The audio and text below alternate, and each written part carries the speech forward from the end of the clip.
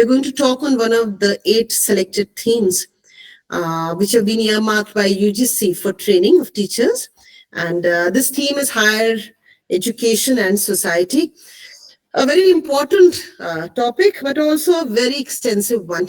And it is one that on which I don't think it is possible to do justice to something as extensive as higher education and society in 1.5 hours. But I'll try my best to take you to the most important core areas as per the NEP.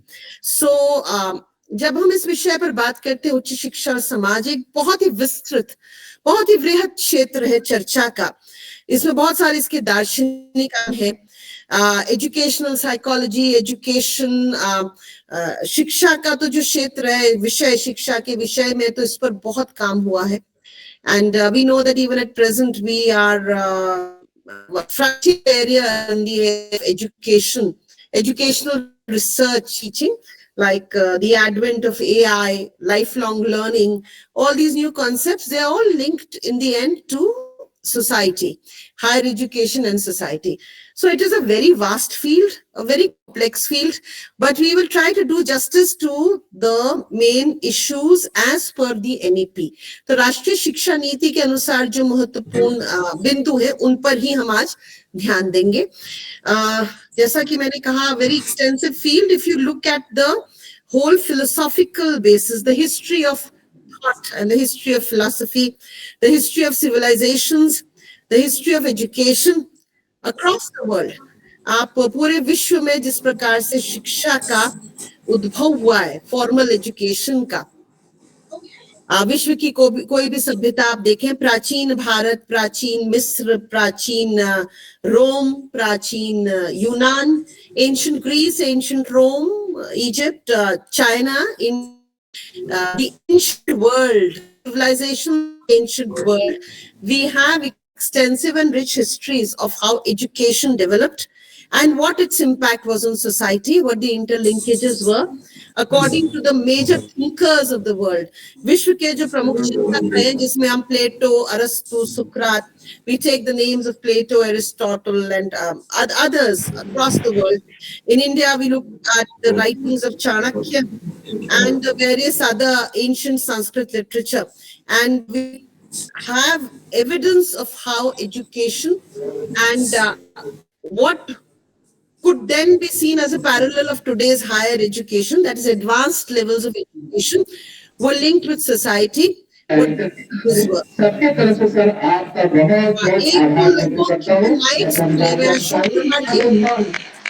Ashok Kumar ji, आपका mic खुला हुआ है. मेरा अनुरोध है कि अशोक कुमार जी को please कोई म्यूट कर, माइक बीच में ये जो अपने हमारा अवेयरनेस बढ़ रहा है, इसके लिए हम अपने जैसे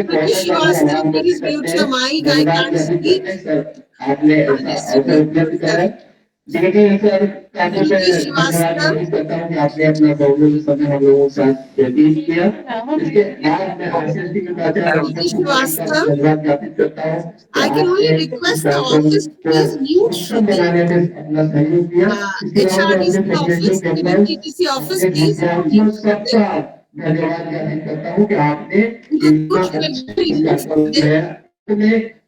छूट गए उन सभी लोगों को एक बार धन्यवाद. The admin, whoever is running it, HRDC office, please mute कर दे इनको. हाँ, thank you. Yes, please, you are in some public meeting somewhere, and please make sure that your mics are off, because then I can't speak. The volume is so high. So anyway, we'll now start because we just have 1.5 hours and less than 1.5 hours, and we need to. I was waiting because sir said there are more than 100. So now you're more than 100. So let's just start. I'll share my presentation with you. And if you have any questions, please feel free, because the problem with Google Meet is that when I'm presenting, I won't be able to really, see you raising your hands. तो आप लोग अपना बोल लीजिएगा, वहां से excuse me कह करके अपना सवाल पूछ लीजिएगा. I'm just sharing my, then I will be We'll try to do justice to it. Let's see how much we can cover, because it might not be possible to cover too much of the area also. So I'll just, can you see the presentation? Aapko dikh raha hai? Yes, ma'am. Okay, yeah. So let's start. Yes, ma'am. So this is an important area according to UGC. UGC के अनुसार एक महत्वपूर्ण विषय है जिस पर विचार करना है हमें. Just with the thought of Nelson Mandela. दक्षिण अफ्रीका के हमारे बहुत ही महत्वपूर्ण वैश्विक स्तर के नेता नेल्सन मंडेला जी कहते हैं that education is probably the most powerful weapon which can change the world. तो विश्व को बदलना है तो हमें इसका सहारा लेना ही पड़ेगा, शिक्षा का. शिक्षा को बिना इसके शिक्षा के बिना विश्व को बदलना संभव नहीं है. ये मंडेला जी का विचार था. नेक्स्ट ऑफ कोर्स ये विषय, ये सब थीम जो है यूजीसी से ही ली है, HEI सोसाइटल एक्टर्स. तो इसमें you can read the quotation by Malala Yousafzai when she says, one child, one teacher, one book, one pen can change the world. The importance of education per se, forget higher education की बात तो हम फिर करते हैं. Education अपने में बहुत ज्यादा ताकत रखती है विश्व को बदलने की. ये NEP से है, if you can see it, ये नेशनल एजुकेशन पॉलिसी, राष्ट्रीय शिक्षा नीति 2020 जो थी, यहाँ पर पर्पस क्या है एजुकेशनल सिस्टम का.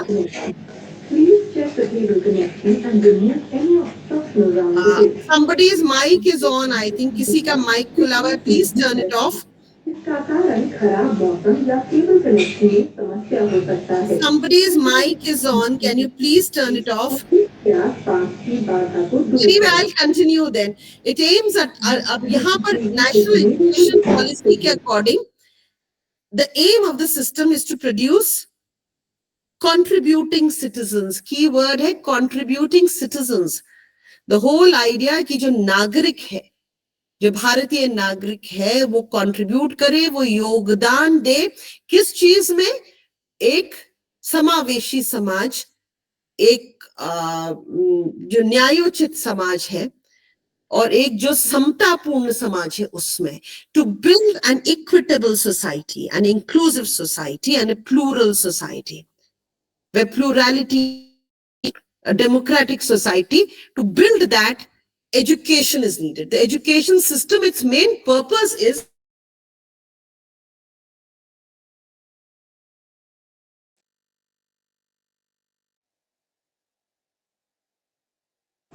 instrumental roles. We look at it in two dimensions, intrinsic and instrumental. So it is said that intrinsic means that basically education, or for its own sake, education for the sake of building up knowledge, education for the sake of advancement of knowledge, ये तो intrinsic role है. Instrumental तब होता है role education का अगर शिक्षा को एक हम कहते हैं एक मीन्स की तरह हम यूज कर रहे हैं. ठीक है, for an end, for end purpose in mind, किसी लक्ष्य की पूर्ति हेतु एक हम मार्ग के रूप में, एक तरीके के रूप में. कौन किस क्या तरीका? Education so that people can find employment, so that students, जो आज के स्टूडेंट है कल उनको नौकरियां मिल पाए, रोजगार मिल पाए, वो इकोनॉमी में कंट्रीब्यूट कर पाए. ठीक है, वो चाहे वो एंटरप्रेन्योरशिप करें, यानी वो स्वरोजगार करें, चाहे वो नौकरियां करें, चाहे किसी सेक्टर में नौकरी करें. शिक्षा एक माध्यम के रूप में, एक लक्ष्य की पूर्ति के लिए. Education as a means to an end. तब हम कहते हैं इसका क्या रोल है? इंस्ट्रूमेंटल रोल है. It is an instrument, means to an end, usually economic benefit, contributing to the economy of a country. But intrinsic, right? Education for the sake of knowledge building, education for the sake of education, noble purposes. आपने देखा होगा the Greek tradition, आज जो social science या humanities या languages के लोग बैठे हैं, जिन लोगों ने दर्शन पढ़ा है या उससे थोड़ा भी वाकिफ है, if you are familiar with philosophies, with the history of thought, then you know that thought from India or from Greece or from any civilization, usually education was seen as a very noble virtue. इसको तो एक सद्गुण के रूप में देखा जाता था. That means the intrinsic aspect. Education as enhancing the moral values. Education is enhancing the abstract, the intangible values, character traits. आपने जिन्होंने प्लेटो पढ़ा है, those who read Plato, the philosopher king, दार्शनिक राजा, an educated king, a person who has benefited from education. Of course, उस वक्त education was defined differently then. You know, we define it differently now.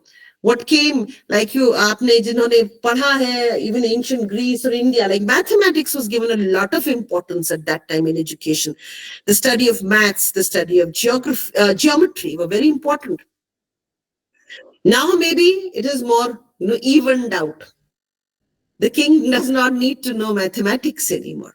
So the concepts, core concepts may have evolved over time. जो ये आधारभूत concept थे कि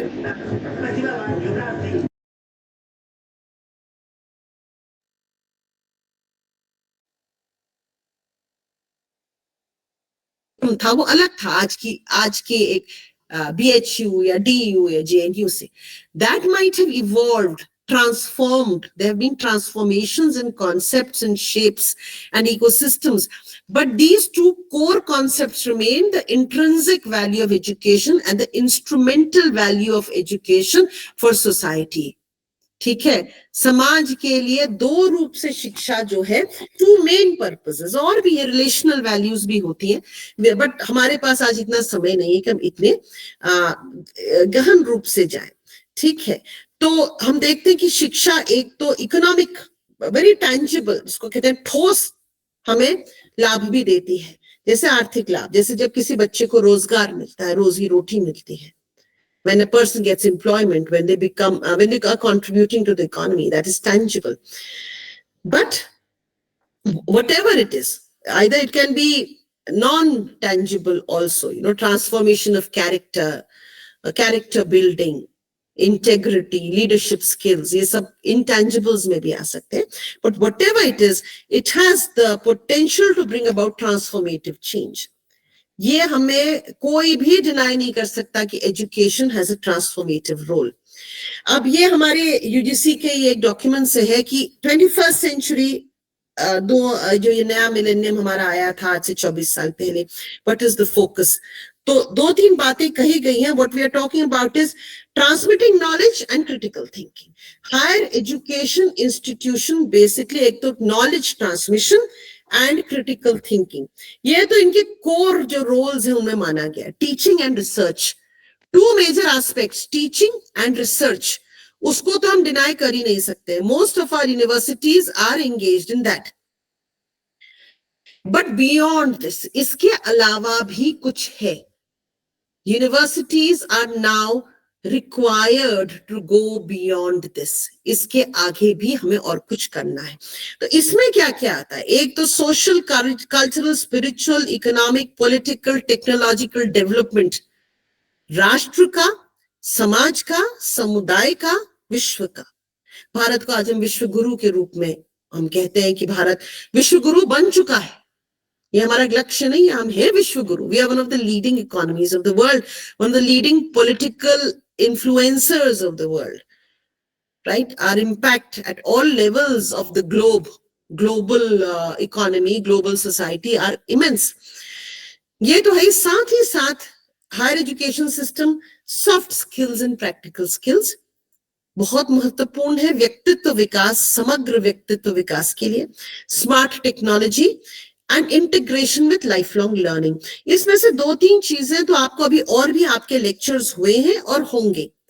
Like you are going to have a lecture on ICT, you're going to have one on on skill development, you're going to have one on research. ये मेरा क्षेत्र नहीं है, इसलिए मैं इसमें नहीं जाऊंगी. I will not go there. Higher educational institutions and social change, ये हमारी राष्ट्रीय शिक्षा नीति का महत्वपूर्ण पक्ष है. यहाँ पर I've just quoted Chesterton, who was basically a English writer. And शिक्षा क्या है? ये समाज की आत्मा है, और वो आत्मा है जो पीढ़ी दर पीढ़ी जो है थमाई जाती, एक पीढ़ी दूसरे को आगे को थमाती. This is an abstract thought. Like I said, those of you who are from the humanities, from languages, from social science, you are tuned to grapple with such statements. पर इस समूह में साइंस वाले भी बैठे हैं, मुझे लगता है we have participants science or probably. So we won't go into these abstracts, we'll just move ahead. मैंने इस पर तो मैं बात कर चुकी हूँ कि रोल, अगर हम हिस्ट्री में देखें, इतिहास में देखें, we look at education through history, throughout the course of history, human history, इतिहास की जो यात्रा है हम देखें तो सभी सभ्यताओं से हमें ये साक्ष्य मिलते हैं. We get evidence from all civilizations that education was very important, was considered very important. हाँ, वहाँ आज हम जिस तरह से definitions बदलती थी, प्राइमरी सेकेंडरी, और जैसे भारत था, भारत में primary secondary and higher education में इस तरह के डिमार्केशंस नहीं थे या ट्रांजिशंस नहीं थे, but it existed. The Gurukul system was a composite on its own, where transitions were based on different kinds of, capacity building of students. So the institutional and policy dynamics have changed, but and from country to country, continent to continent. So we have to look at the context. Bharat की बात कर रहे हैं तो हमें भारतीय context की ही बात करनी होगी. भारतीय समाज और भारतीय शिक्षा, we have to narrow it down to that. Because हम अगर अभी, वैसे मैंने कहा कई दिनों तक हम इस पर बात कर सकते हैं. हम अगर if we start talking about thought and the history of thought and the history of philosophy and history by itself, history of human society, तो कई हफ्तों का लेक्चर इस पर हो सकता है. आपके अलग अलग लोग आके आपको पढ़ा सकते हैं, but today we are not going there. Points to ponder, कुछ प्रश्न हैं, इन प्रश्नों के बारे में आप सोचिए. Let us just take half a minute. ऐसा क्यों था कि जो शिक्षा थी का प्रभाव से संवेदनशील रहा. में तक्षशिला था, नालंदा था. We know नालंदा, नालंदा का इतिहास आपको पता है कि Nalanda at some point of time in Indian history, ancient India, Nalanda was destroyed. ठीक है, नालंदा में विश्वविद्यालय था, आज के विश्वविद्यालय के समकक्ष एक संस्था थी, और वो उसका बहुत प्रसिद्धि थी, बड़ा सेंटर था, बहुत बड़ी लाइब्रेरी थी वहां की, but it was destroyed and its impact also destroyed. शायद थोड़ा बहुत diffused रहा, पर ऐसा नहीं था कि वो the body of knowledge there और उसकी जो भी influence थी. Of course, if there anybody sitting from history, I know that you will have a lot to say about this, because we know that, for example, the Buddhist and Jain traditions and their literature, etc., there is a whole, it's a very, very big area of knowledge. तो उस पर बात नहीं कर रहे. और दूसरा, जब भी higher education, especially advanced education जो थी, वो elitist classes के पास कई बार confined रही. We are not only talking of India, but talking of the world, we are talking, आप भी जानते हैं साहब, महाभारत में ही देखिए, एक कर्ण आते हैं, कर्ण का ही, या एक एकलव्य आता है, एक कर्ण आता है. The stories, the mythological historical basis that we have, they are seen as struggling. अगर आप उस कहानी में देखें, वो संघर्षशील छात्र है, मतलब है उस वक्त भी शिक्षा बहुत समावेशी नहीं थी. They have to fight against the established elite system to enter that level of advanced learning. एक कर्ण को या एक एकलव्य को संघर्ष करना पड़ा था, जो उस समय के जो कोर एलीट टीचर्स थे उनके पास तक पहुंचने के लिए. इसका मतलब है उस वक्त भी शिक्षा समावेशी नहीं थी, सबके लिए ओपन नहीं थी. Only a few very talented people struggled to make it across.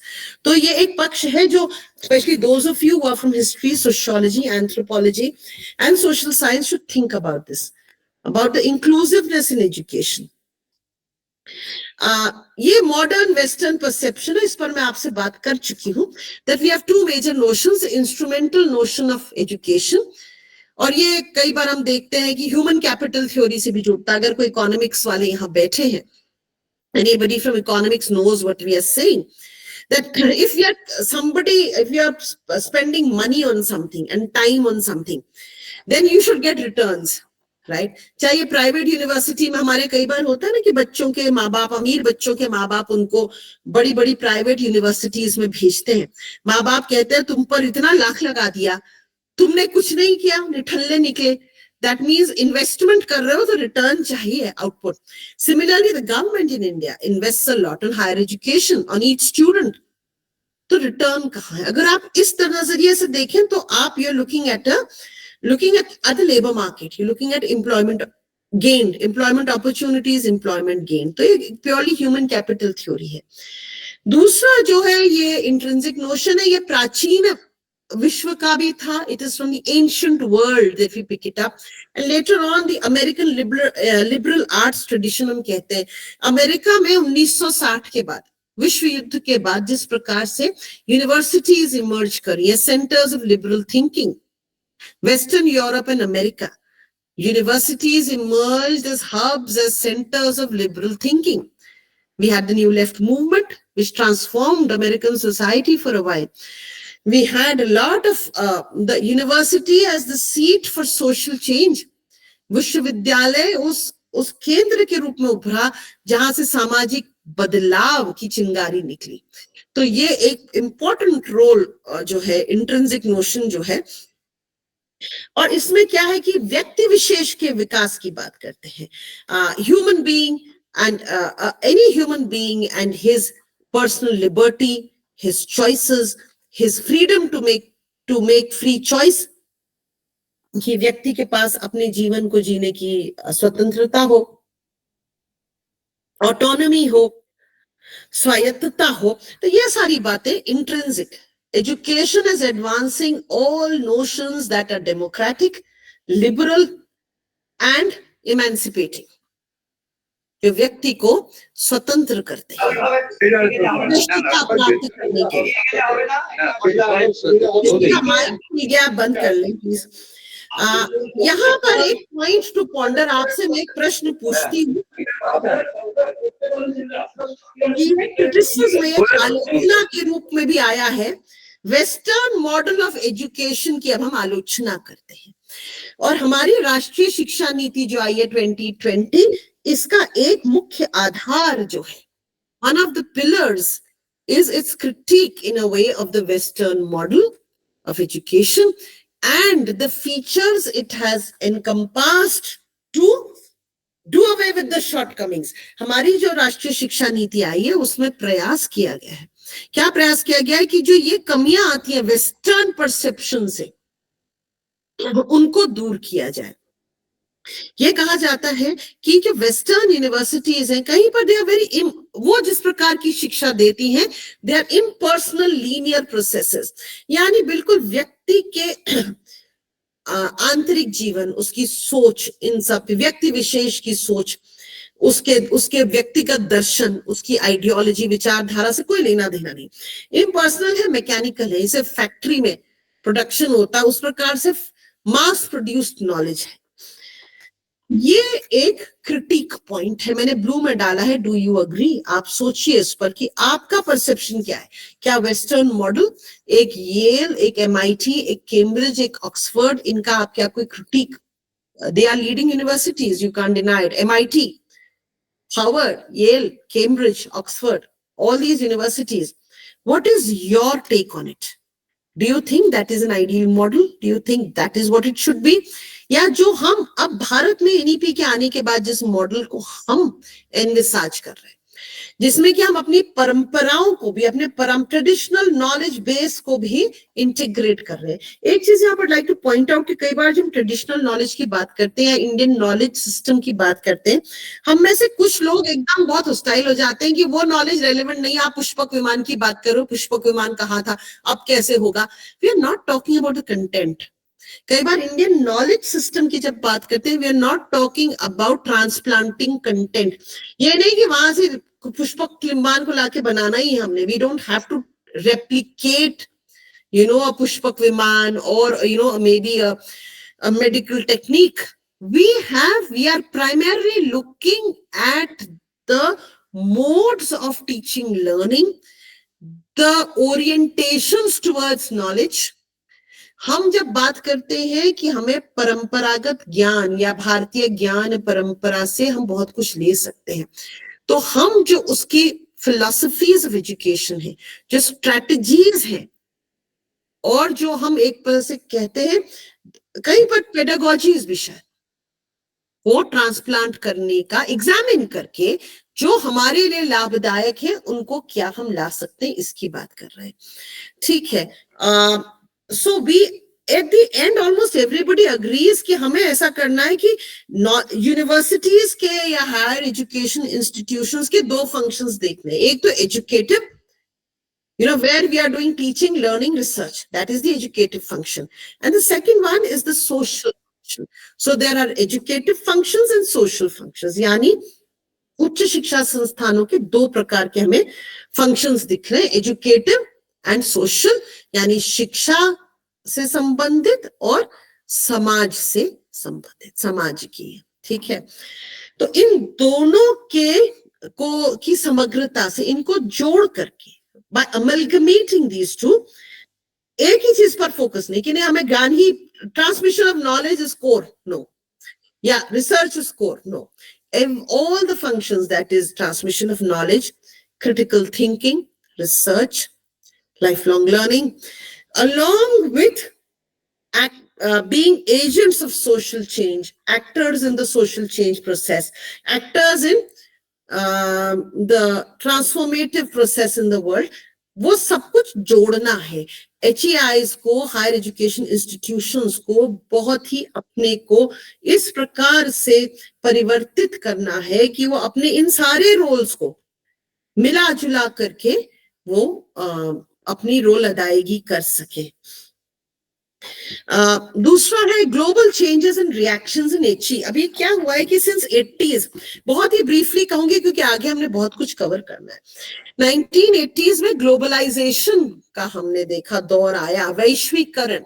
In the 1980s, political theorists and social scientists across the world and economists and development practitioners, everybody agreed upon this, that the 1980s saw the advent of globalization, है ना. उसके बाद आया post globalisation, और अब तो हम post globalisation में शायद पहुंच गए. तो हम जो बात आती है कि ग्लोबल प्रेशर्स बहुत आए सोसाइटीज पर. Societies faced a lot of external pressure, what to loosen their borders, कि अपनी सीमाओं को आप जो है लचीला बनाइए, rigid boundaries. You can't have non-porous boundaries where social interactions, social transformations, cultural transformations. Globalization सबसे पहले सांस्कृतिक क्षेत्र में आया, म्यूजिक, फिल्म, थिएटर, लिटरेचर, इनमें आया. उसके बाद ग्लोबलाइजेशन फिर हमने देखा इकोनॉमी में, with the coming of MNCs. उसके बाद हमने देखा पॉलिटिक्स में, transformations in international politics, the final end of the Cold War era and many different configurations arising in world politics. तो ये सारे 1980s के बाद 80s बहुत ही बदलाव और परिवर्तन का समय था, a transformative time, right? And what happened was that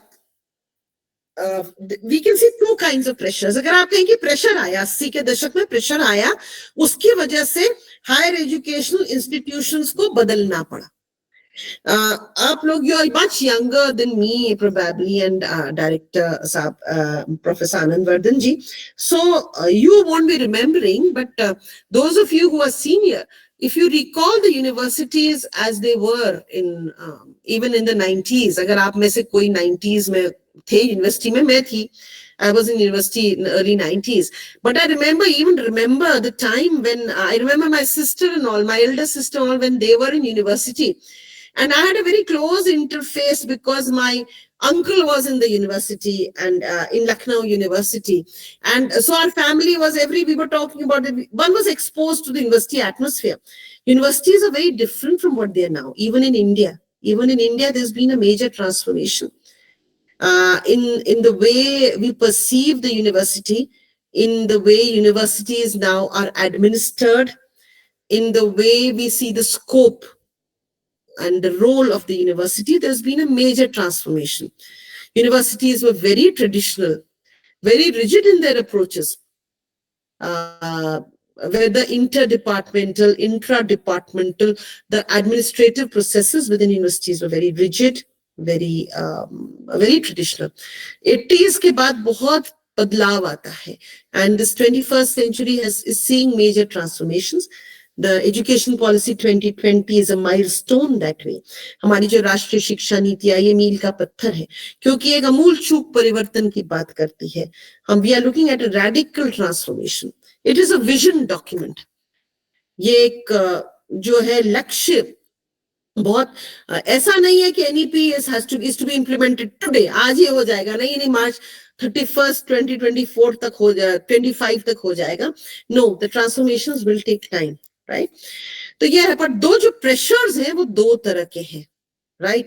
एक तो जेनेरिक ग्लोबल प्रेशर्स हैं जो सब पर आए, जैसे डेमोग्राफी, पॉपुलेशन के पैटर्न्स बदले, जो जनसंख्याएं थी वो बदली, कहीं घटी कहीं बढ़ी, तो जो भी हुआ वो डेमोग्राफिक प्रेशर्स आए.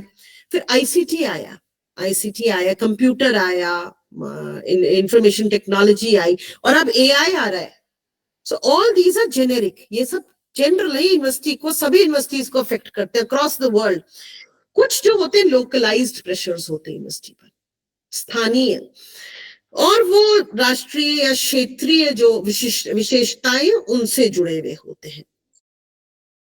ठीक है, आगे बढ़ते हैं. द ग्लोबल कॉन्टेक्स्ट, ये महत्वपूर्ण है कि क्योंकि ये आपके एनईपी के सिलेबस जो दिया गया उसमें भी है कि पूरे विश्व में, ये भारत की बात नहीं है, एनईपी की बात नहीं है, पूरे विश्व में यूनिवर्सिटी से कहा जा रहा है, उच्च शिक्षा संस्थानों से कहा जा रहा है कि आपको सामाजिक जिम्मेदारी निभानी पड़ेगी. You have a social responsibility. And number 2, community engagement. आपको समुदाय के साथ जुड़ना पड़ेगा और समुदाय के, स्थानीय समुदायों के साथ काम करना पड़ेगा, राइट? ये पिछले करीब 10-15 साल से ट्रेंड है और बढ़ता जा रहा है. यूनेस्को ने एजुकेशन के क्षेत्र में, यूनेस्को का महत्वपूर्ण काम है. आप भी कोशिश करिए, you should read UNESCO reports, those from social science, etc. UNESCO reports are very, very vital. UNESCO, UNDP, and other UN bodies, along with the World Economic Forum, उनकी रिपोर्ट भी महत्वपूर्ण होती है. So 1999 में इन्होंने global university network for innovations बनाया था, और ये जो है इनकी एक इंपॉर्टेंट रिपोर्ट है, knowledge engagement in higher education contributing to social change. 2014 में रिपोर्ट आई थी. Those of you are interested can go online and read this report. यहां पर ये बात करते हैं new citizenship, global citizenship.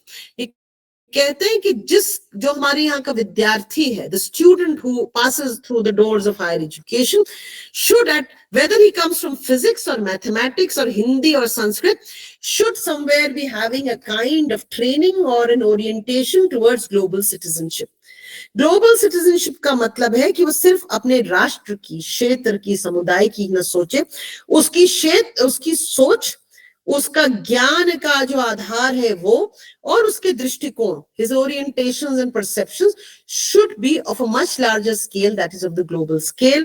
He should share awareness and orientation to work for global concerns.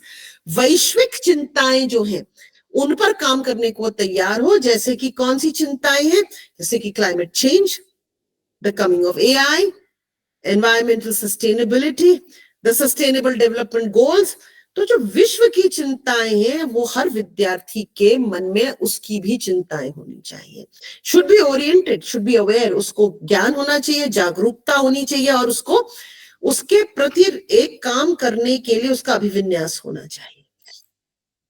तो अगेन 2017 में GUNI फिर अपनी रिपोर्ट देता है, towards a socially responsible university, balancing the global and the local.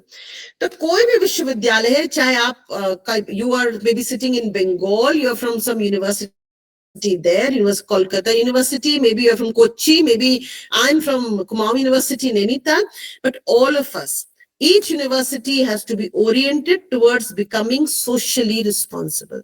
सामाजिक दायित्वों के निर्वहन के लिए विश्वविद्यालय को हमने तैयार करना है और इसके लिए वैश्विक और स्थानीय इनके बीच में हमें संतुलन बनाना पड़ेगा. This just because we didn't have time.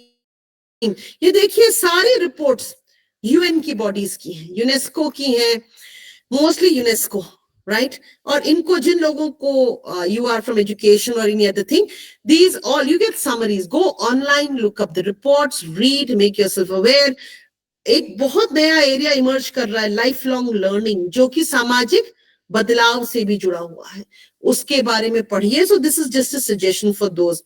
एक और है कि वैश्विक स्तर पर international covenant on economic, social and cultural rights, ICESC, ये 1967 में, दिसंबर 1966, the UN general assembly had pass this. ठीक है, तो यूनाइटेड नेशंस की जनरल असेंबली ने इसको पास किया था और 1966 में, आज से करीब 80 साल पहले, कहा गया था higher education shall be made accessible to all. सबको उच्च शिक्षा के मौके मिले, सबको, एक्सेसिबल टू ऑल.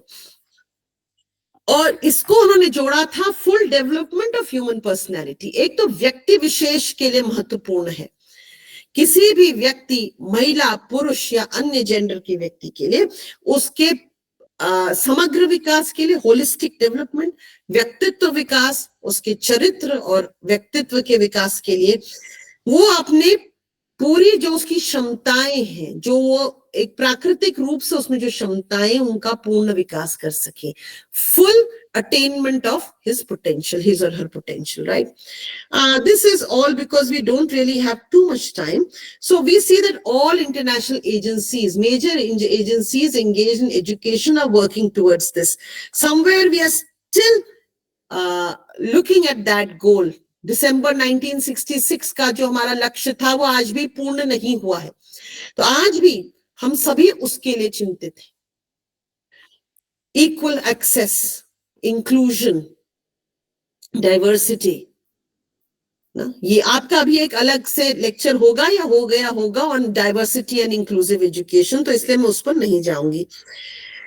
ये यूनेस्को की कॉन्फ्रेंस होती है 2009 में. Just read it and dwell on it.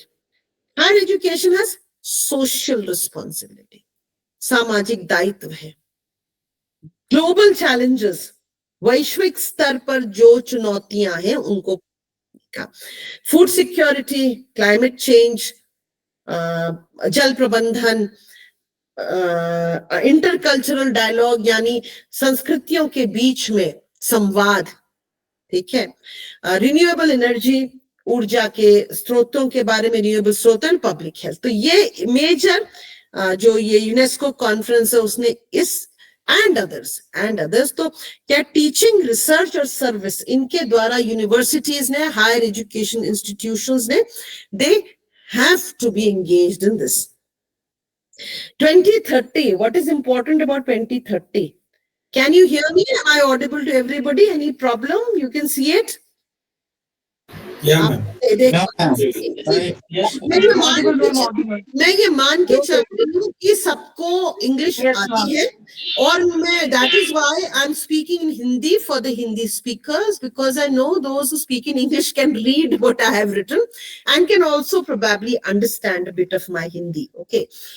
So on the road to 2030 का मतलब क्या है? 2030 क्या है? SDGs, sustainable development goals. इसको हम एजेंडा 30 भी कहते हैं, एजेंडा 2030 भी कहते हैं, इनको द ग्लोबल एजेंडा भी कहा जाता है. सतत विकास के लक्ष्य यूनाइटेड नेशंस ने डिक्लेयर किए 2015 में. 2015 के पहले क्या थे? मिलेनियम डेवलपमेंट गोल्स, MDG थे. 2015 से 30 के लिए सस्टेनेबल डेवलपमेंट गोल, SDGs. ये 17 गोल है. There are 17 SDGs and education, you find mention of education in many of them. जैसे जब आप जेंडर इक्विटी की बात करते हैं, जहां महिलाओं के विकास की बात है, वहां भी एजुकेशन आ जाता है. एजुकेशन हर जगह आता है, परंतु एजुकेशन को एक पूरा, the one SDG is devoted to it and that is SDG 4, चौथा SDG, नंबर 4 जो है that is devoted to this, ठीक है। एंड उसमें 2 शब्द आते हैं, inclusive, equitable, quality education. Inclusive, equitable, quality education and lifelong opportunities. Inclusive मतलब समावेशी, समाज के सभी वर्ग, समाज के सभी लोग और समाज के हाशियाकृत लोग, जो लोग हाशिए पर हैं, those who have been marginalized so far should find equal access and opportunity in education, right? And life long learning, life long learning का कॉन्सेप्ट बहुत ही महत्वपूर्ण एक अवधारणा है। और लाइफ लॉन्ग लर्निंग ये कहीं पर एडल्ट एजुकेशन से भी जुड़ता है, वोकेशनल एजुकेशन से भी जुड़ता है। एडल्ट एजुकेशन आप सबने सुना है, भारत में बहुत लंबे समय से एडल्ट एजुकेशन प्रोग्राम रहा है, प्रौढ़ शिक्षा, एडल्ट एजुकेशन, वोकेशनल एजुकेशन, ठीक है। परंतु life long learning is different. Adult education, vocational education सब उसके अंदर आता है, उसके डिब्बे के अंदर आता है। Life long learning is more than that. Life long learning means that education through formal और informal means, it can even be work place learning, कार्यस्थल पर सीखना भी हो सकता है, प्रौढ़ शिक्षा भी हो सकती है, वोकेशनल भी हो सकता है। जो व्यक्ति अपने जीवन के किसी भी आयु में, at any age, at any place, a person can access opportunities for this and acquire knowledge, skill, practical skills. Lifelong learning, जीवन पर्यंत शिक्षा, lifelong learning.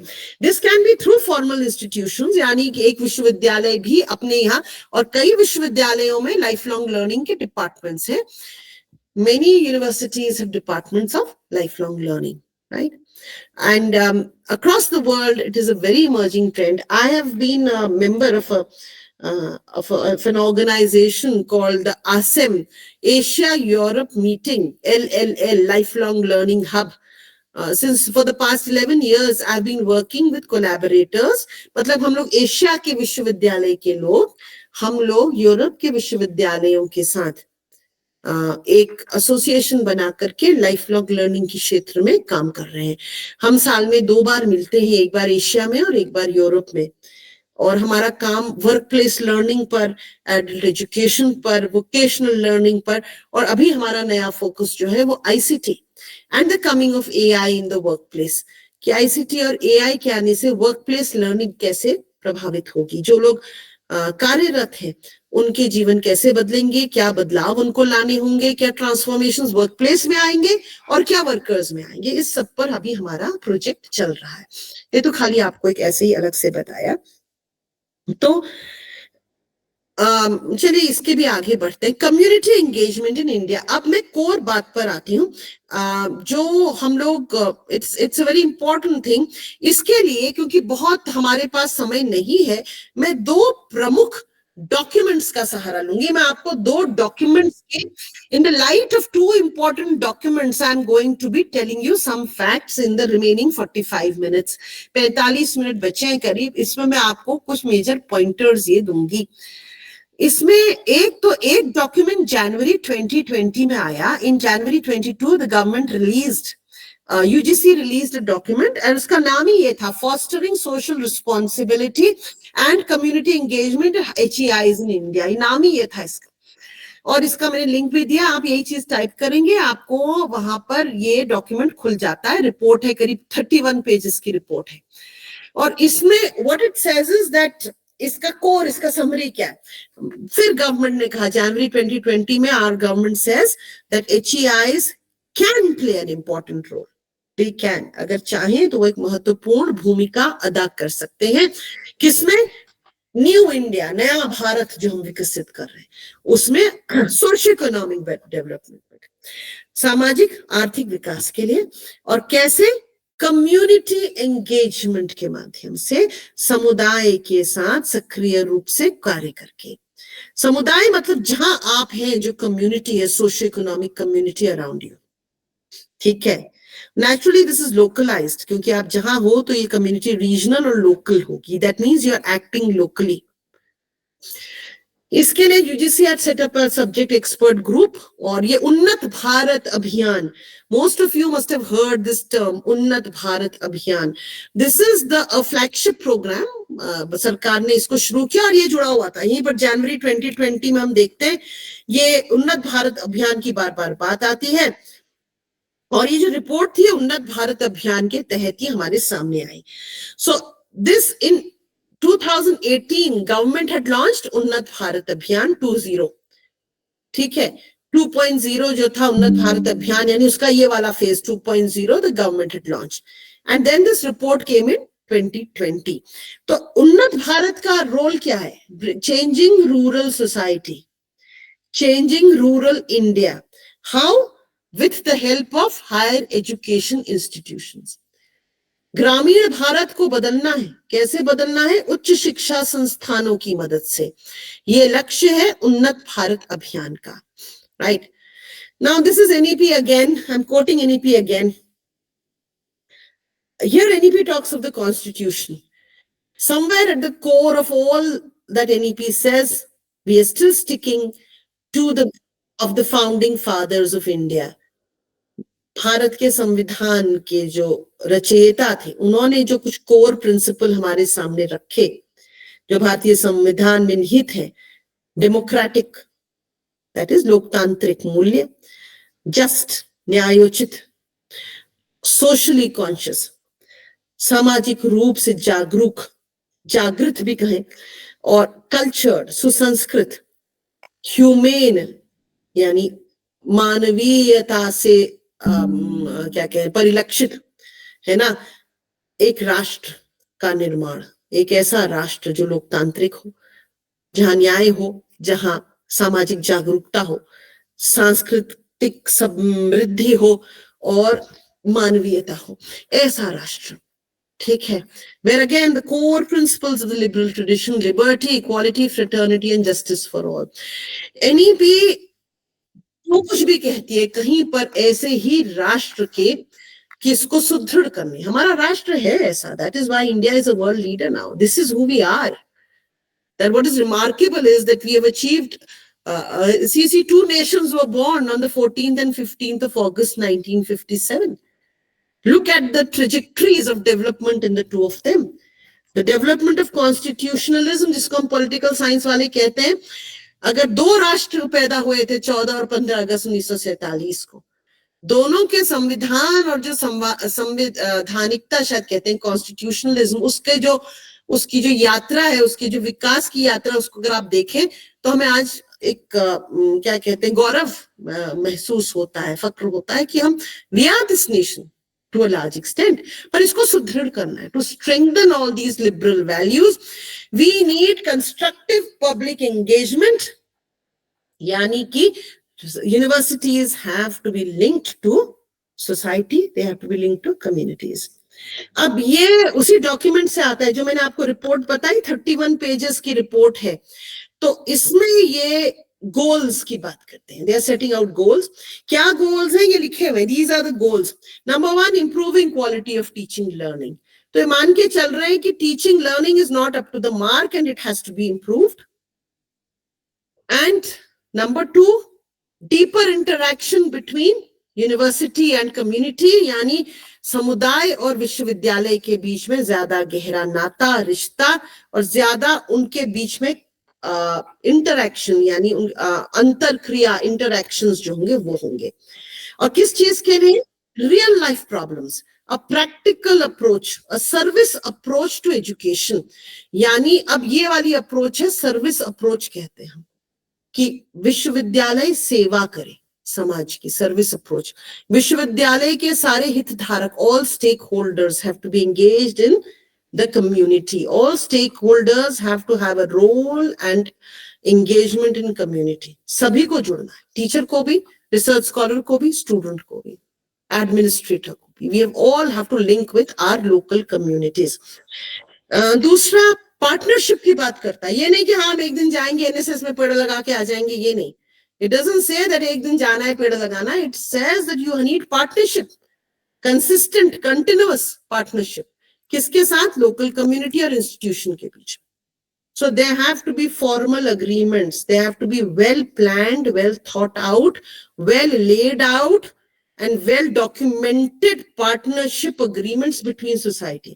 ये नहीं कि हवा में कह दिया नहीं नहीं हमारे बच्चे तो जाते हैं, हमारे बच्चे तो सफाई करके आते हैं, नहीं. It has to be properly planned, organized engagement. ठीक है. तीसरी बात है करिकुलम बनाते वक्त भी.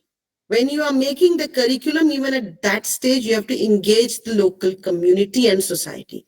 So that what will happen, the courses that you will design and the pedagogies that you will adopt will be appropriate for social benefits.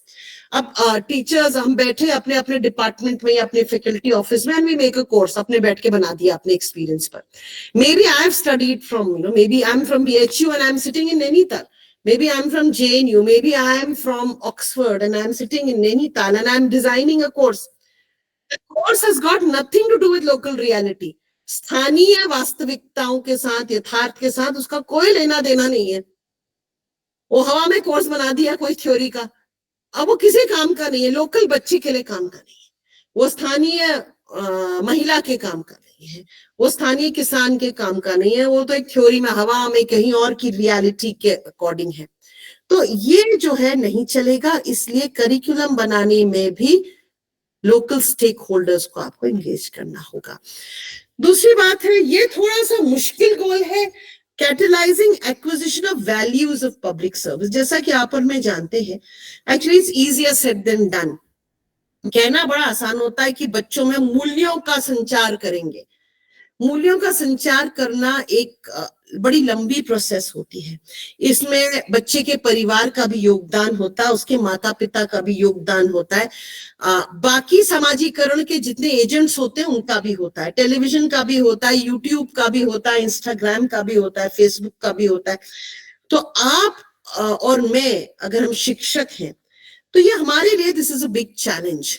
Because अगर कहीं से नेगेटिव सोशलाइजेशन हो रहा है, उल्टा हो रहा है, बच्चा के ऊपर सोशल मीडिया इतना हावी है, या उसके माँ बाप ही दे डोंट केयर एंड उसका समाज ऐसा है कि वो नहीं केयर करता, तो जब बच्चा कुछ घंटों के लिए यूनिवर्सिटी में आता है तो हम उसको कैसे भी कांट रेजिमेंटलाइज हिम और brainwash him to the extent कि वो बिल्कुल फिर हमारी बातें सुनेगा. तो ये बहुत बड़ा चैलेंज है. बट हमसे दिस इज अ गोल, ये गोल है, ये लक्ष्य है कि ऐसा होना चाहिए, दिस इज आइडियल कि हम बच्चों में अंदर से मूल्य डाल दे, बच्चा अंदर से ही प्रेरित हो जाए, उसका चरित्र परिवर्तित हो जाए. There should be a transformation in the character, a transformation in the values that the child holds. मूल्य, वैल्यू, किन चीज को अच्छा समझता है, that normative values of the child. So this is a big challenge because ये बहुत मुश्किल होता है उस एज में, especially at the age in which an average student comes to university. The age of 18 to 22, 24, they are very impressionable. It's a big barrier. दूसरा research projects की बात करता है कि हम लोकल कम्युनिटी के साथ मिलके करें. This is also a challenge, easier said than done, but it is a challenge for us because local community में कैसे लोग हैं, क्या स्टेक होल्डर्स हैं. Many of you will say कि I work in that remote distant place, मेरे को इतने challenges हैं, वहां की सोसाइटी तो तैयार, बिल्कुल इलिटरेट सोसाइटी अभी डेवलप हो रही है, फर्स्ट जनरेशन लर्नर बच्चे आए हुए हैं, तो मैं कैसे उनके साथ एंगेज करूं, माँ बाप के साथ. I know that it is a big challenge, but like I said, this is a vision document. NEP is, of course, it is a policy document and it's to be executed. It is executable and that we are already executing, well underway. But certain aspects we'll have to be patient. बहुत धैर्य चाहिए होगा. धीमे धीमे उसको हमें उसकी जड़ें मजबूत करनी होंगी कई चीजों की. We'll have to make very slow interventions. ये UGC कह रहा है key principles for community engagement, mutual learning and respect. Again, many of you could maybe comment on this because ये mutuality तक arrive करना, to arrive at this mutuality is very difficult. You see,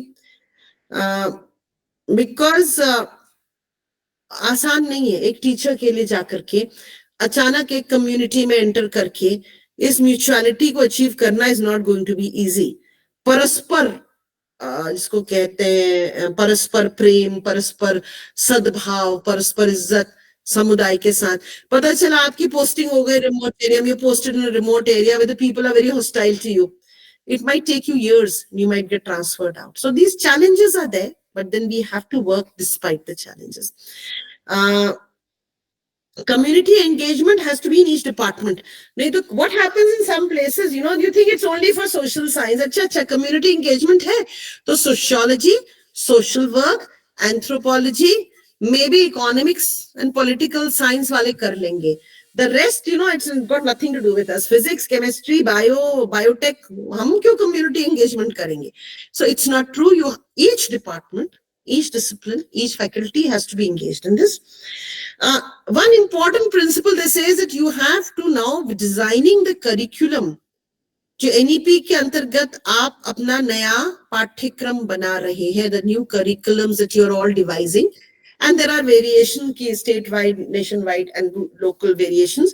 But it would be good if we had some credit base for students, like they could do courses of where community engagement was mandatory. उनके इसलिए उनको credit मिल जाए तो बच्चा काम भी करेगा, credit भी अर्न करेगा. मैंडेटरी नॉन क्रेडिट कोर्सेज भी हो सकते हैं, क्रेडिट कोर्सेज भी हो सकते हैं. दैट. दूसरी बात है, टीचर्स को एंगेजमेंट एक्टिविटीज के लिए कोई फायदा तो हो. Otherwise, what happens ki har koi, you must have seen in small colleges and all, even in big universities, nobody wants to take responsibility. Like the dean tells the HOD and the HOD tells one faculty member and everybody makes excuses. Main nahi kar sakta, meri tabiat theek nahi hai, Unnat Bharat mein I'll have to go to the village. Somebody says mera bachcha chota hai. Somebody says nahi, meri saas bahut bimar rehti hai, main kaise jaun gaon, main nahi ja sakti. So everybody comes up with excuses because nobody sees benefits in it. तो ये कहा गया कि अगर हम इसको benefits के साथ जोड़ देंगे तो teachers ज्यादा तैयार होंगे. Teachers will be more ready to kind of go and do community engagement, and this has happened. In your API score also, अगर आप देखें, when you look at the 2018 guidelines also, annexure जहां पर आप देखेंगे API score कैसे करना है, तो उसमें आपको आपकी एक्टिविटीज के नंबर्स मिले हैं. दूसरा, यूजीसी रेगुलेशंस 2018 में ना कोड ऑफ प्रोफेशनल एथिक्स है. There is a code of professional ethics clause 17. वहां पर भी कहा गया है कि teachers, it is part of your professional ethics, you have to take on this work. It is not optional कि नहीं जी मैं नहीं करूंगा. You have to take on work including community service.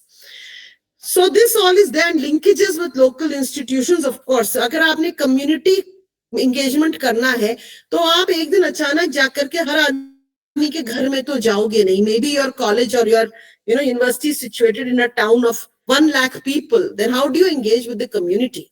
एकदम सामुदायिक में तो आप कूद करके पब्लिक आम सभा तो करोगे नहीं. आप राजनीतिक नेता तो हो नहीं.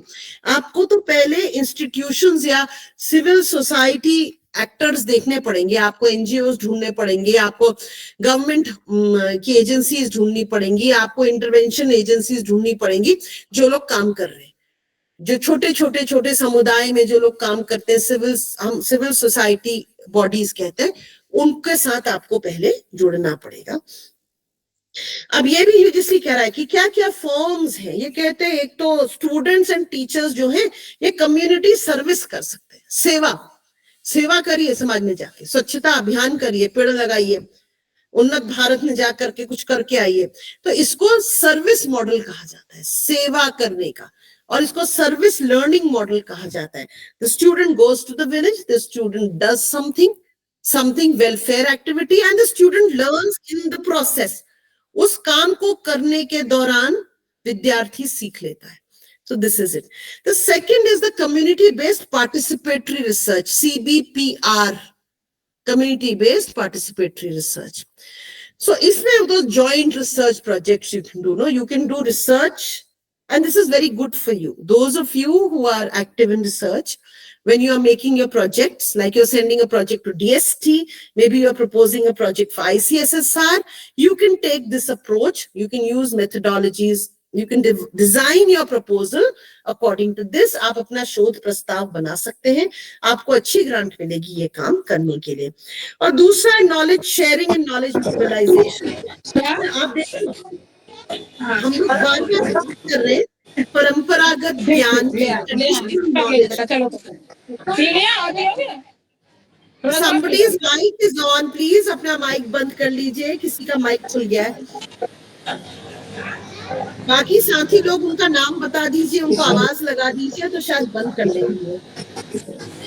मेरे को नाम नहीं दिख रहा है मैम का, पर कोई उनको आवाज लगा दीजिए या कुछ करिए तो जिससे कि वो बंद कर लेंगे माइक. हाँ, तो एक knowledge sharing and knowledge mobilisation, इसमें क्या आता है? Knowledge sharing and knowledge mobilisation का मतलब है ट्रेडिशनल नॉलेज, इंडिजिनस नॉलेज.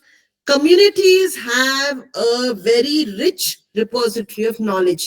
ये पूरे विश्व का, ये भारत में ही नहीं है, आप अफ्रीका जाइए, कहीं जाइए, local communities have their own, specially rural communities, विशेषकर ग्रामीण समुदायों में, ग्रामीण समाज में बहुत कुछ परंपरागत ज्ञान है और स्थानीय ज्ञान है.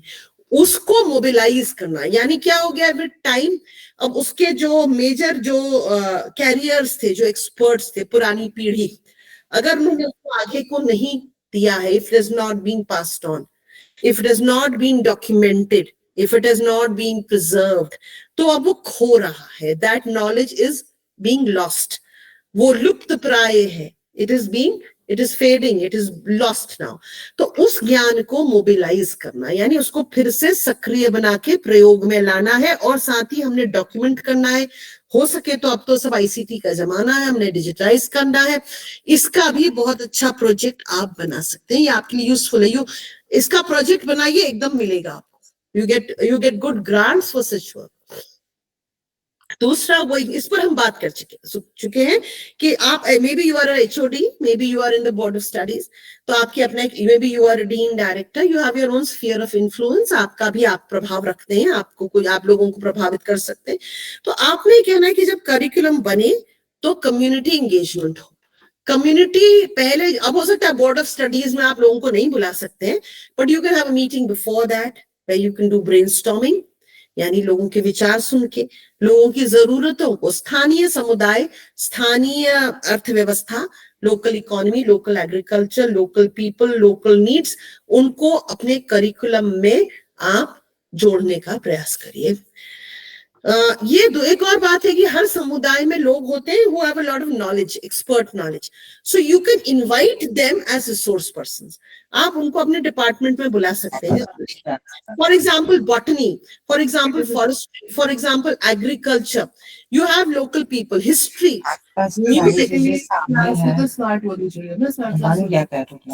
Somebody's mic is on. Can you please switch it off? Any two people are chatting. प्रतिमा श्रीवास्तव, ये माइक अपना म्यूट करो भाई. हाँ भाई, जो भी है आप प्लीज अपना माइक म्यूट कर दें. That is it. So local जो लोग हैं जिनके पास ज्ञान है, लोकल लोग बहुत होते हैं जिनके पास ज्ञान होता है, उनको आप अपने क्लासरूम्स में बुलाइए, अपनी यूनिवर्सिटीज में, अपने कॉलेजेस में लेक्चर्स के लिए बुलाइए. Let the students interact with them. हम लोग जैसे हमारे HRDC में हम लोग बहुत करते हैं. हमारे यहाँ एक बहुत ही फेमस माउंटेनियर, फ्लोरिक एनवायरमेंटलिस्ट एंड फोटोग्राफर है, Shri Anoop Shah. We call him often, he gives lectures. हमारे यहाँ हमारे पार्टिसिपेंट्स को लेक्चर्स देते हैं. ऐसे ही पहले हमारे पास उत्तराखंड राज्य आंदोलन के एक प्रमुख कवि और नेता थे, गिरदा. बहुत अच्छे जन कवि थे, जन आंदोलन से जुड़े थे. उनके गाने जब उत्तराखंड राज्य की मांग हुई तो आगे आगे उनके गाने गाए जाते थे आंदोलनकारियों द्वारा. So we used to invite him while he was alive. He would come and give lectures, and I think his lectures were so popular. लोगों को बड़े बड़े प्रोफेसर्स के लेक्चर पसंद नहीं आते थे, उनके आते थे, जबकि उनकी कोई औपचारिक शिक्षा नहीं थी, 10वीं पास इंसान थे. तो कई बार it is not that the person has formal education, but you can call local people to share their knowledge base with your students. And ये आपके शायद सभी की यूनिवर्सिटीज में खुल गए होंगे incubation and innovation cells for new ideas. Incubation of what? New ideas. नए विचारों को पैदा करने के लिए, नए विचारों को जन्म देने के लिए, उनको रोपित करने के लिए cells हर यूनिवर्सिटी में बन रहे हैं. incubation and innovation cells, most institutions have them, where new ideas and ideas by students are encouraged to come up with new ideas, research ideas, small ideas, where they can those ideas can grow. University can help the student in making the ideas grow. तो ये चीज है. तो ये तो एक UGC कह रही है. मैं एक आधे सेकंड को I will just stop sharing and then we can continue. I am stopping sharing because I think it is good to see your faces once in a while as it is time कम था. तो Chaitali, you've raised your hand. Would you want to say something, Chaitali? Chaitali Basu गलती से उठ गया शायद इनका हाथ. किसी ने कुछ कहना है अभी तक जो हमने बात करी? I left you with points to ponder कि यूजीसी ने तो बहुत कुछ कह दिया हमसे कि म्यूचुअल रिस्पेक्ट कम्युनिटी के साथ रखिए, ये सब करिए, बट इज इट पॉसिबल? आपको क्या लगता है संभव है? आपका अनुभव क्या कहता है? आपने क्या कभी have you worked in a project like this? Has anybody ever managed effective community engagement? आप लोग 132 लोग बैठे हैं. Are there any best practices? आप में से किसी ने क्या कुछ किया है जो जो काम कर गया, जो बहुत सफल रहा? आप में से कई लोग एनएसएस में होंगे. Does anybody have a story? नहीं है तो मैं आगे बढ़ती हूँ क्योंकि we are very short of time, so I think I'll just continue. Excuse me, ma'am. Yes, yes, Tanushri. Yes, Tanushri. Yeah, ma'am. I just wanted to ask, like, as you said that we can go for some proposals regarding projects and all this for UBA. Yeah. I'm from Sikkim Manipal Institute of Technology, and from our college, few projects have been granted. Yeah. Also, but I have also applied for a project regarding that mapping of the villages here in Sikkim, since it is a northeastern place and hilly terrain. So to reach out the villages, it is little bit really difficult. But we are trying our best to do that from our institute side. That's wonderful. And- That's wonderful, wonderful, Tanushri. It's good to hear. It's good to hear. Like I would say, best practices like yours.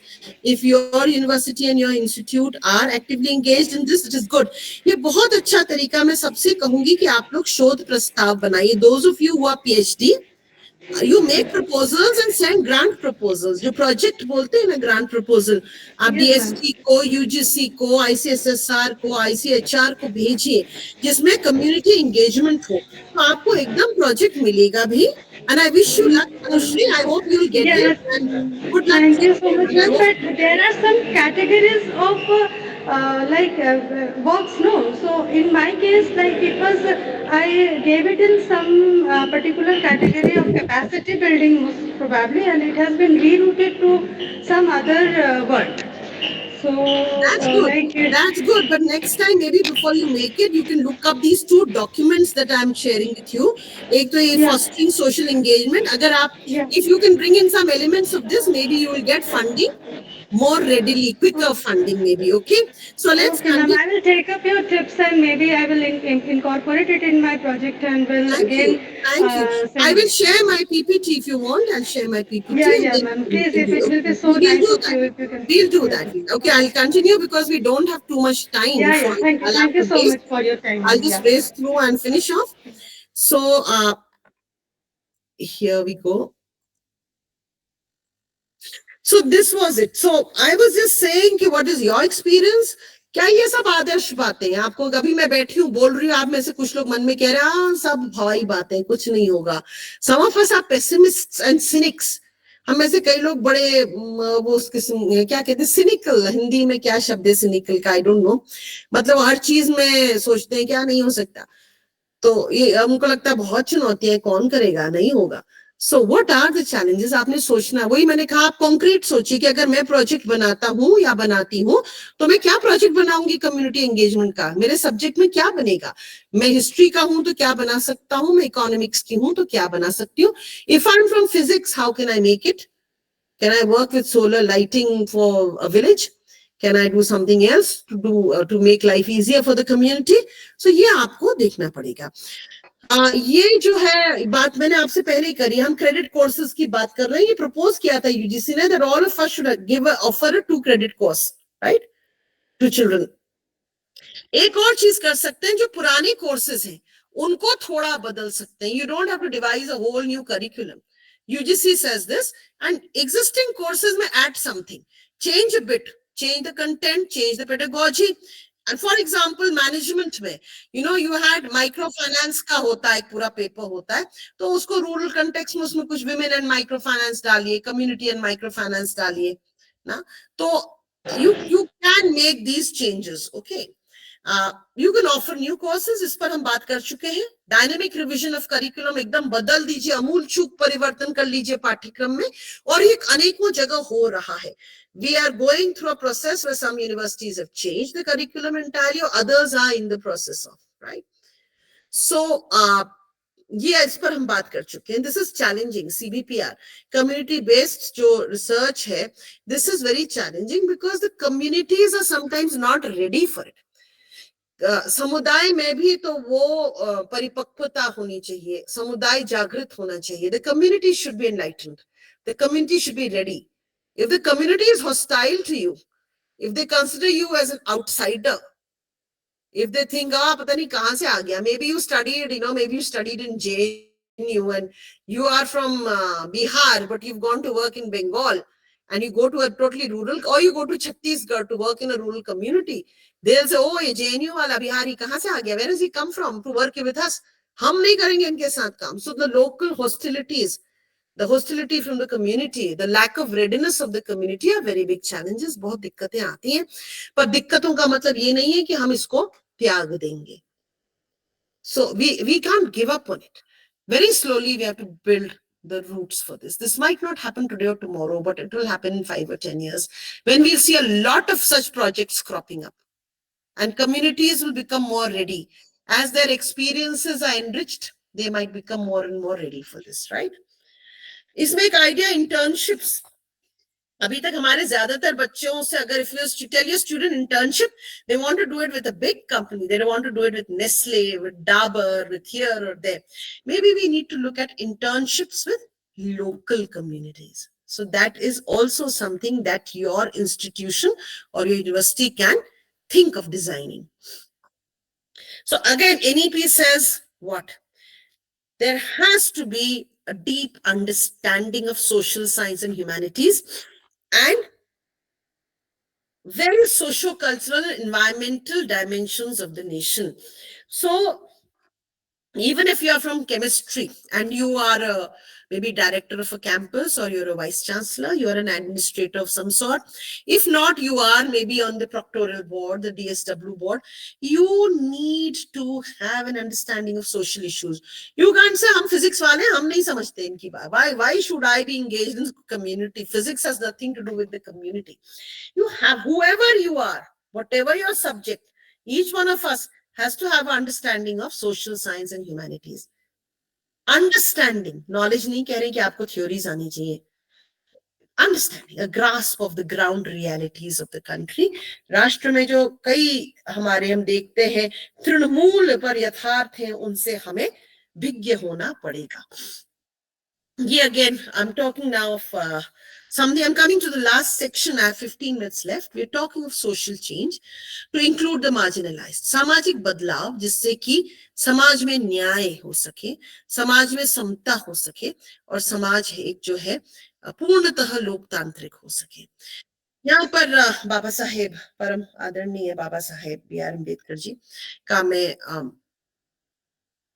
एक quotation है, इसमें मैंने words highlight करे हैं. वो बात कर रहे हैं the value of education.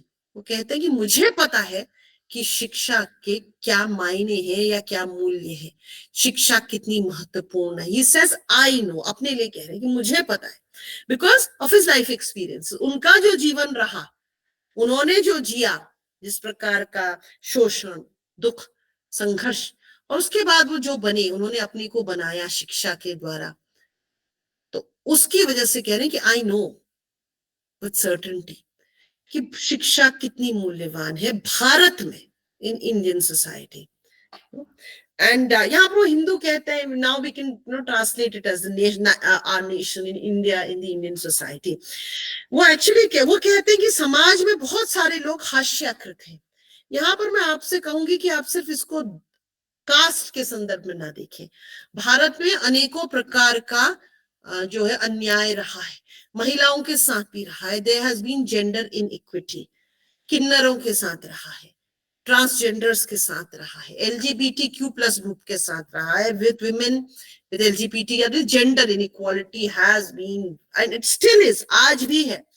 Disabled के साथ, हमारे देश में जो लोग दिव्यांग जन है उनके साथ, डिफरेंटली एबल्ड, हमारे रिलीजियस माइनॉरिटीज के साथ में, in many instances religious minorities के साथ भी अन्याय हुआ है कई जगहों पर।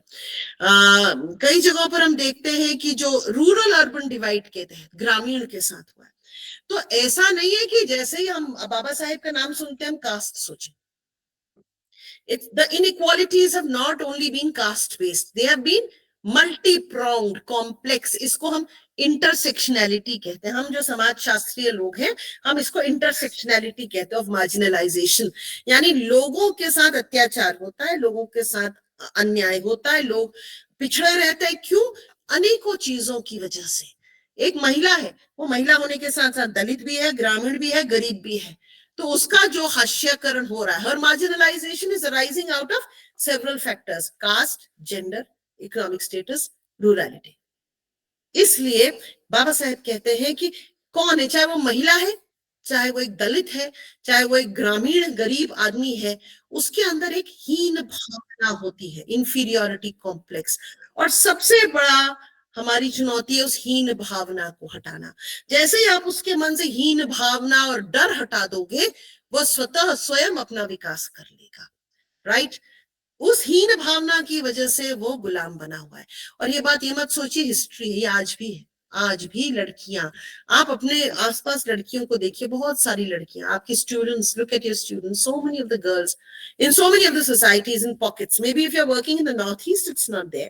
It might not be there if you're in a big metro politan center, but in many places, in small colleges, in rural areas, girls still have such an inferiority complex.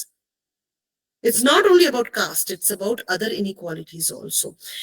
And उनका formula था higher education, the spread of higher education, so very important. अब इस document को जो लोग काम कर रहे हैं, this is the second document, ये जनवरी 2024 का डॉक्यूमेंट यूजीसी ने रिलीज किया है, guidelines to providing equitable opportunity for SEDG, socio economic disadvantage groups, ये टर्म यूज किया है, please look this up. Guidelines to provide equitable opportunity for SEDGs, और इसमें NEP 2020 की बात करते हैं।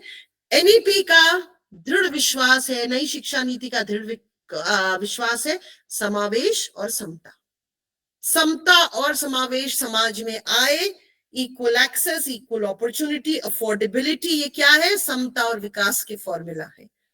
समता और विकास, इसमें जेंडर, दिव्यांगजन, LGBTQ, religious minorities, linguistic minorities, and then others, SC, ST, notified tribes, denotified tribes, सब आ जाते हैं। Major challenges भारत में, इसके साथ ही, because we are going to end, what are the major challenges to social equity and inclusion?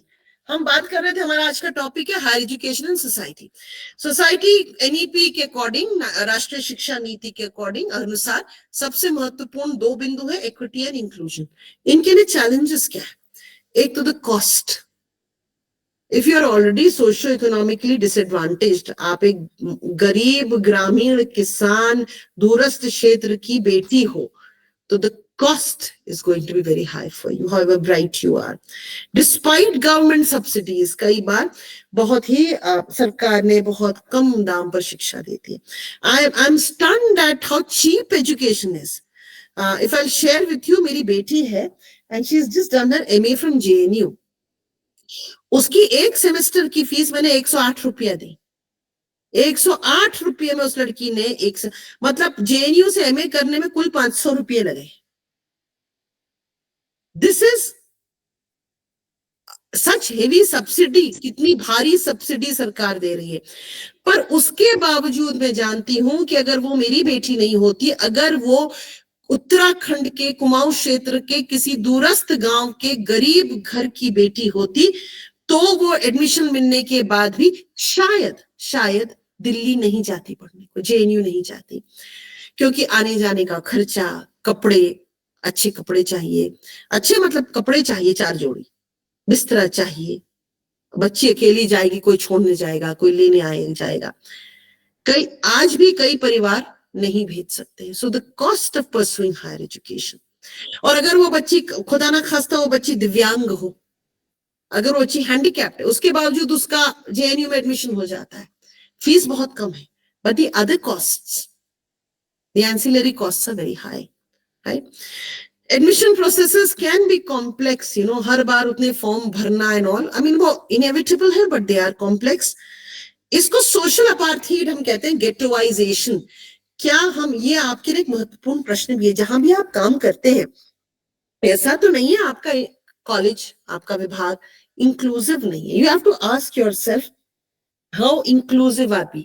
हम कितना समावेश करते हैं? गेटोइजेशन तब होता है जब हम अपने से अलग थलग कोई भी आए तो उसको, हमसे जो हमारा जैसा नहीं है, जब वो आता है तो हम उसको बिल्कुल अलग थलग कर देते हैं. जैसे कि हमारे अगर विभाग में एक किन्नर छात्र आ जाए, ट्रांसजेंडर स्टूडेंट आ जाए, तो हम उसको कितना अब्सॉर्ब कर पाते हैं. या हमारे विभाग में अगर एक LGBTQ ग्रुप का कोई भी बच्चा जो खुले रूप से समलैंगिक हो वो आ जाता है, तो उसका समावेश हमारा विभाग कितने स्तरों पर कर पाता है? Are we, how inclusive are we? If we are faced with anybody who is not like us, इसको एक साइकोलॉजी में टर्म है अदरनेस. अदरनेस कहते हैं, जो हमारा जैसा नहीं है, दूसरी तरह का है, not like me, they are not like us. जैसे आपका, for example, many times in Nainital, it had happened. We had a lot of Northeast students coming to Nainital, which is in Uttarakhand, Himalaya. Why? They said we like coming to Nainital because the society here, when they were taking rooms on rent, वो लोग किराए पे कमरा लेते थे रहने के लिए बच्चे, या वो लोग जैसे बाजार में जाते थे सामान खरीदने, तो मकान मालिक, दुकानदार रोड पर चलते हुए, they felt comfortable.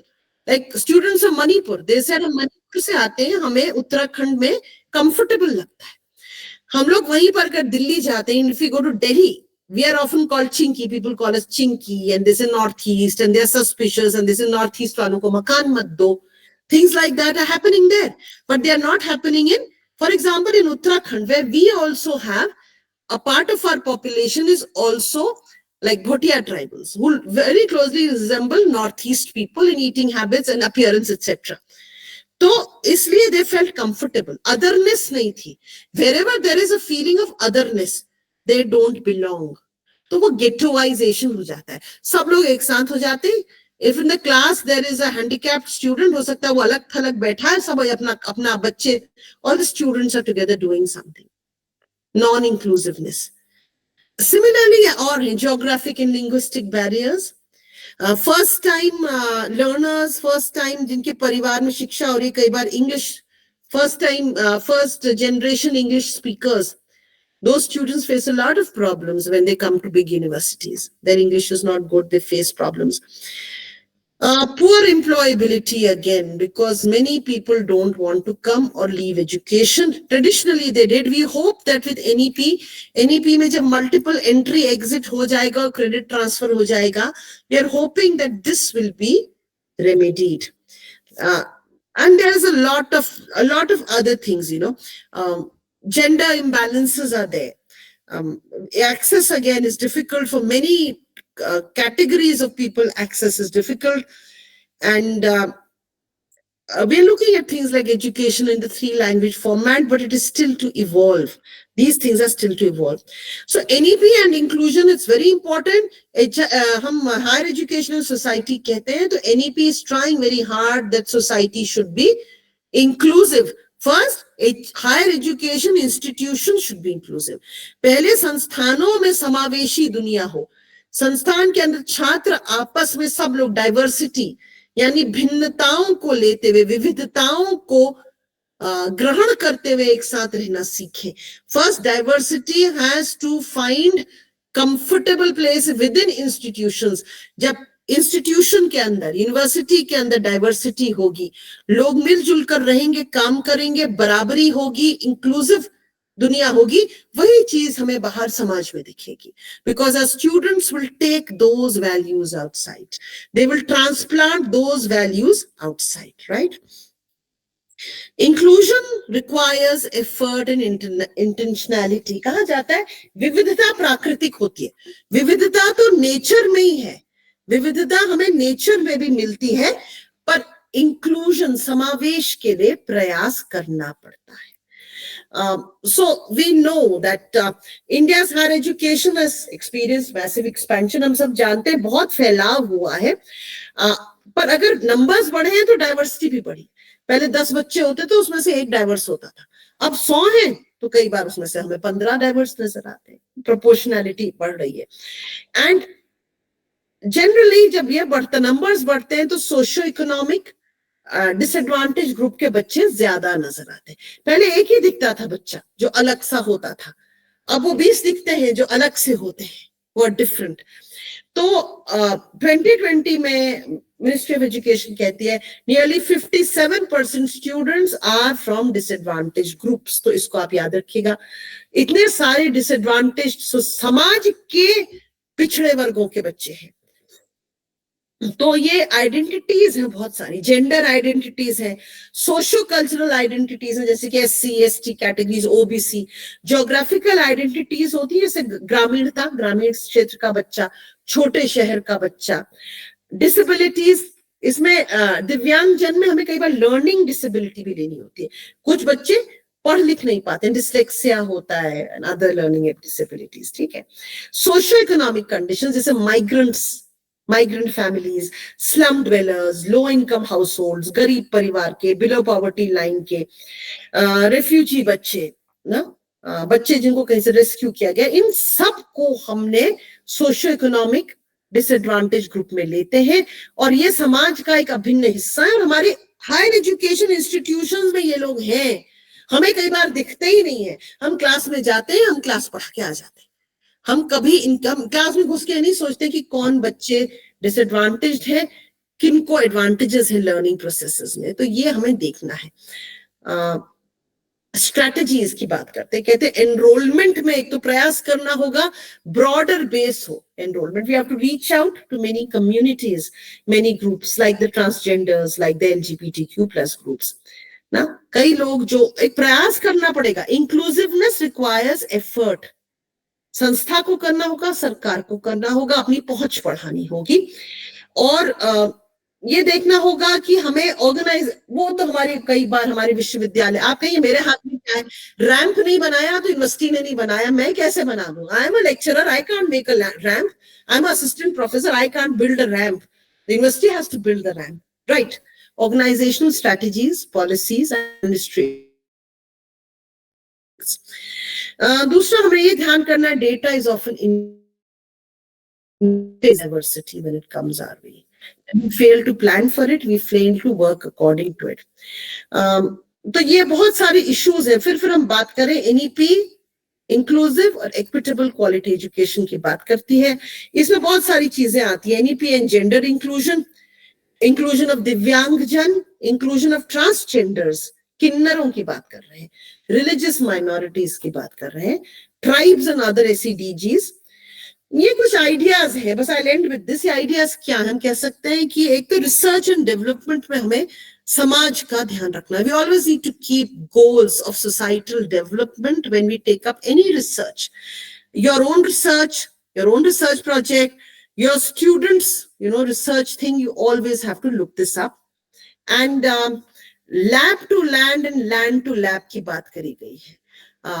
Scientific research, especially experimental research and scientific research, should be aimed at, should be such that should have applied benefits, applied research. Even if it's basic, it should be applicable in realities. In land here means rural realities, keeping in mind India is primarily agricultural, keeping in mind the sectoral development of your region, that. Thirdly, a stress on indigenous projects. अभी हमारी बात हुई थी तनुश्री से भी कि indigenous knowledge, traditional knowledge, encompassing those, taking up indigenous problems. Again, we're talking of tribal museums, kind of, not exploiting, but using the vast repository of knowledge that lies with our tribal populations. जो हमारे tribes हैं, उनके पास कुछ बहुत ही बहुमूल्य ज्ञान का भंडार है, जो कि अभी भी access नहीं हुआ है, right? तो इस तरह के ideas medicinal plants को लेकर के, traditional medicine में ideas हैं. तो ये measures भी बहुत सारे हैं. We can have outreach programs, scholarships, a lot of ideas come there. ये चैलेंजेस की बात करते हैं। एक तो एंटरप्रेन्योरशिप, कहा जाता है कि समाज को बदलना है, बढ़ाना है, क्योंकि एक तो नौकरियां नहीं है। As you know, employment is a challenge. Employment, क्योंकि हमारी डेमोग्राफिक पॉपुलेशन ऐसी है, India is a young nation. Demographic dividend की हम बात करते हैं कि भारत में युवा ज्यादा हैं, बूढ़े लोग कम हो गए, और युवा पॉपुलेशन बड़ी होने का मतलब है उतने ज्यादा लोगों को नौकरियां चाहिए, रोजगार चाहिए, उनको रोजगार चाहिए। तो हमें उनके लिए, not everybody can get government job, so you need स्वरोजगार, you need entrepreneurship, you need innovation, startups, innovative ideas. तो इसके लिए ये बहुत बड़ा चैलेंज है कि कोई भी HEI है वो कहाँ से जनरेट करे, सेल्फ फाइनेंस जनरेट करे, क्योंकि government is slowly shrinking it's grants for state funded universities. So what will be your financial base? इसको हम कहते हैं innovative financial leveraging for social good.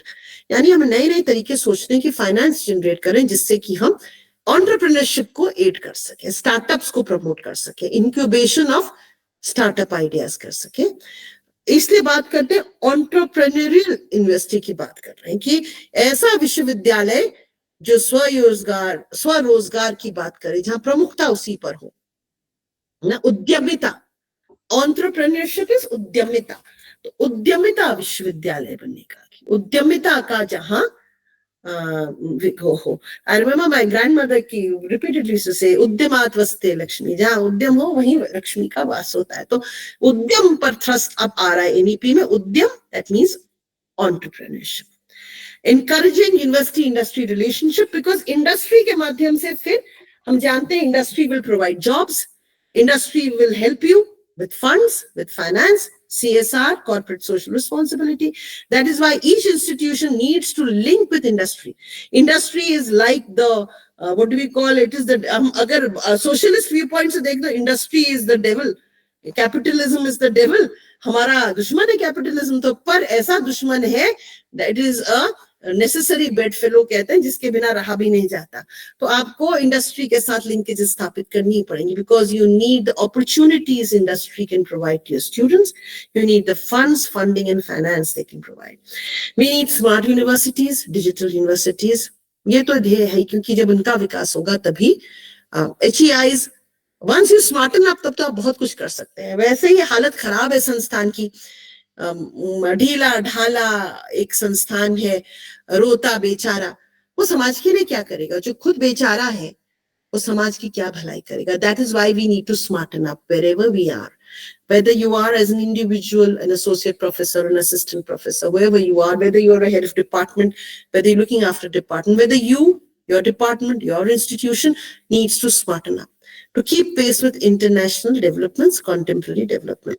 So all this is there, and I'll just end with this. This is Dr. Sarvapalli Radhakrishnan, who we look upon as an ideal teacher, saying, कुछ भी कह लें आप, समाज किससे बनता है? समाज व्यक्ति विशेष जोड़ जोड़ के व्यक्तियों को एक समूह बनता है, वो समाज बनता है। तो कहीं पर नींव पर individual है, somewhere at the individual is the founding, like we say, the bricks out of which social structure is constructed. So end product of education, higher education में हमारा ध्येय क्या है?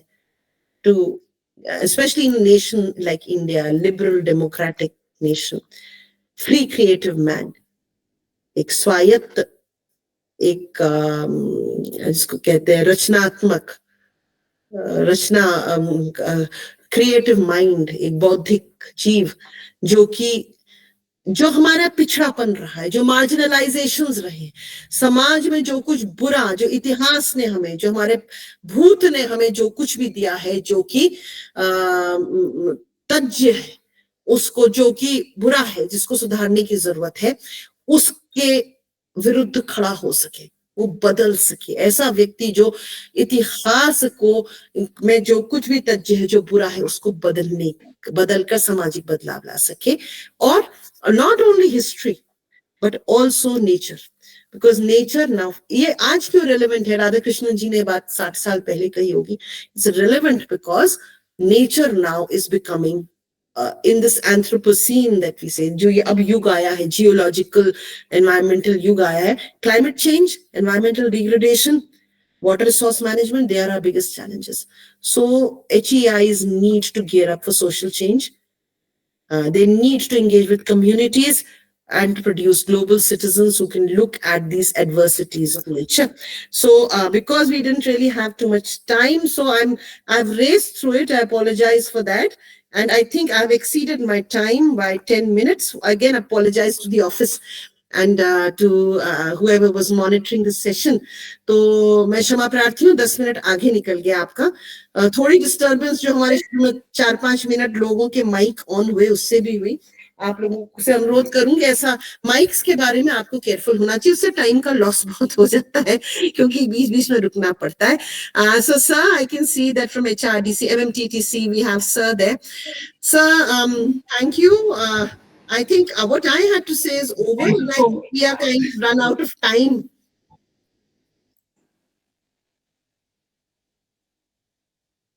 Yes, So, we have already taken our time. Yes, I'm sorry, I ran to 10 minutes If extra. somebody wants to interact, at least 1 or 2 questions we may take. If you have If anybody there wants is any query or query. If any not, questions? No questions, sir. No questions. otherwise, Thank you.